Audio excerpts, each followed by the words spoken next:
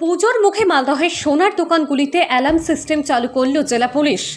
জেলার কোনো সোনার দোকানে ডাকাতি, লুট, ছিনতাইয়ের মতো ঘটনা ঘটলে সুইচ টিপে মুহূর্তে ব্যবসায়ীরা খবর পৌঁছে দিতে পারবেন স্থানীয় থানায়। সোনার দোকানে অ্যালার্ম বাজালে সাইরেন বেজে উঠবে ইংরেজবাজার থানায়। একই সঙ্গে থানায় বসানো ডিসপ্লে বোর্ড দেখে মুহূর্তের মধ্যে পুলিশ জেনে যাবে কোন দোকানে দুষ্কৃতী হানা হয়েছে। এতে করে খুব অল্প সময়ের মধ্যে ঘটনাস্থলে পৌঁছে অপরাধ দমন করতে পারবে পুলিশ। শনিবার পরীক্ষামূলকভাবে এই প্রযুক্তির সূচনা করেন জেলা পুলিশ সুপার প্রদীপ কুমার যাদব। প্রথম পর্যায়ে মালদহের 20টি জুয়েলারি দোকানে প্যানিক বাটন বা অ্যালার্ম সিস্টেম চালু করা হলো। পরবর্তীতে ধাপে ধাপে যেসব ব্যবসায়ীরা আগ্রহী হবেন তাদেরকেও এই সুরক্ষা ব্যবস্থার সঙ্গে যুক্ত করবে পুলিশ। মাত্র 10 থেকে 12,000 টাকা খরচ করলেই এই প্রযুক্তির সুবিধা গ্রহণ করতে পারবেন ব্যবসায়ীরা।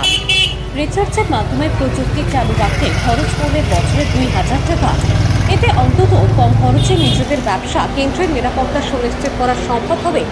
জেলার বিভিন্ন গ্রামীণ হাসপাতালগুলিতে এই প্রযুক্তি চালুর কথা ভাবছে পুলিশ।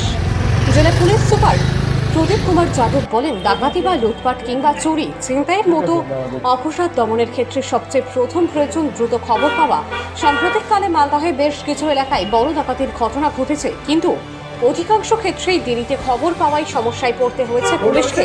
নতুন এই ব্যবস্থায় সেই সমস্যা অনেকটাই মিটবে। যে কোনো ব্যবসায়ী এই ধরনের সুরক্ষার সুবিধা নিতে চাইলে পুলিশের তরফ থেকে প্রয়োজনীয় সহযোগিতা করা হবে বলে জানিয়েছেন মালদহের এসপি। নতুন এই প্রযুক্তির সুবিধা পেয়ে খুশি ব্যবসায়ীরাও। পুলিশ জানিয়েছে, দোকান বন্ধ থাকাকালীন ব্যবসা কেন্দ্রের সামনে দুষ্কৃতীদের আনাগোনা অথবা শাটার বা ভোল্ট ভাঙার চেষ্টা হলে সেই খবরও এই প্রযুক্তিতে পেয়ে যাবেন দোকানের মালিক বা পুলিশ।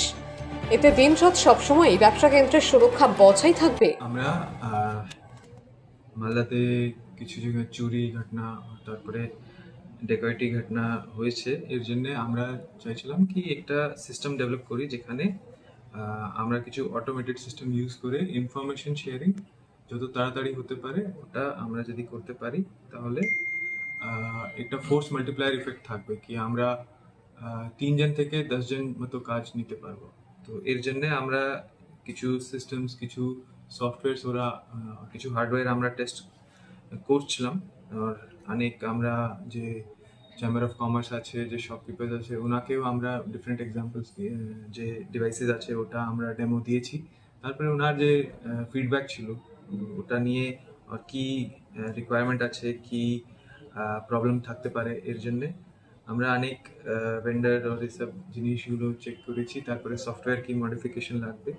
তো এটা আজকে আমরা একটা ফিল্ড ডেমো অ্যারেঞ্জ করেছি, যেখানে আমরা দেখছি কি যদি একটা শপে আমরা এই সিস্টেম যদি রাখি তো কীভাবে কাজ করবে। তো এর ডেমো আজকে আমরা করছি এখানে। তো এখানে যে basically it is a panic button system. তো এখানে প্যানিক বাটন সিস্টেমকে একটু মডিফিকেশন করা হয়েছে, যেখানে 2-way টকিং সিস্টেম আর যে ওনার যে অ্যান্টি বার্গলারি সিস্টেমস যে থাকে, কি শাটার যদি ওপেন হয় या ডিস্টার্ব করা হয় या फिर ওয়াল্ট সঙ্গে যদি কিছু মুভমেন্ট করা থাকে या फिर কিছু কিছু মুভমেন্ট সেন্সর, যেখানে কি যদি রাত্রিবেলা সব বন্ধ আছে আর ভিতরে যদি কিছু মুভমেন্ট হচ্ছে তো মুভমেন্ট সেন্সর টাইপ।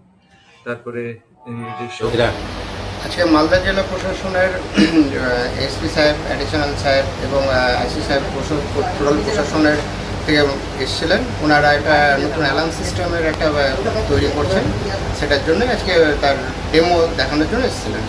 কি হবে এটাতে, কি হবে অ্যালার্মটা? এটাতে আপনার চুরি হওয়ার সময় সেই অ্যালার্ম সিস্টেম বাজাতে গেলে থানাতে গিয়ে ডাইরেক্ট অ্যালার্ম সিস্টেম বাজবে। এটার জন্য মালদা জেলা প্রশাসন, Malda merchant chamber of commerce এবং বঙ্গীয় স্বর্ণশিল্পী স্বর্ণ ব্যবসায়ী সমিতির যৌথ উদ্যোগে এই সিস্টেমটা এটা চলছে। আজকে থেকে চালু হচ্ছে?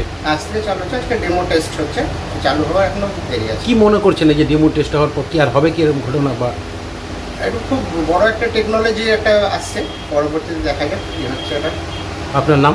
সত্যজিৎ কর্মকার, তিরুপতি জেলা।